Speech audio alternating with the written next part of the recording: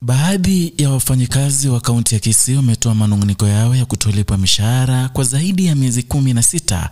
Hili ni swala ambalo limewatatiza zaidi kwa kuwa wameshindwa kumudu mahitaji yao ya msingi. Wafanyikazi hao waliajiriwa mwaka jana katika uongozi wake James Ongwae kama gavana, na sasa wamuomba gavana wa sasa wa kaunti ya Kisii Simba Arati kuwakumbuka. Kwa majina naitwa Madam Akodhe kutoka Barajo Primary School. Ama ICD teacher.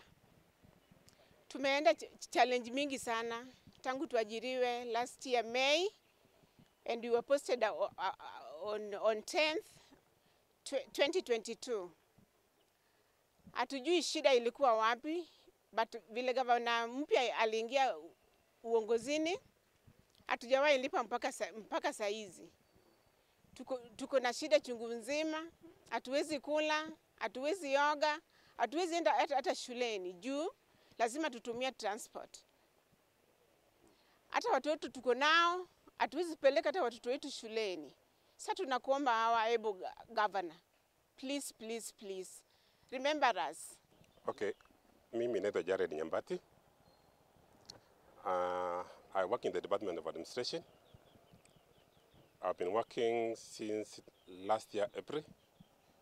And since then, I've never been paid. I've not been given my personal number. I have children to support. They have been sent away from school. Actually, as my colleagues has put it, we were employed the year 2022 a bill on 12th. Some were being deployed to failure stations.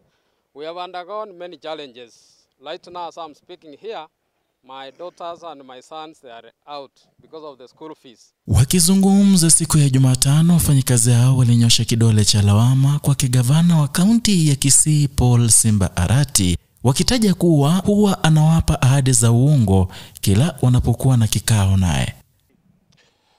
Tumeongea in person with the governor. Personally, I've talked to him when he called us in a meeting.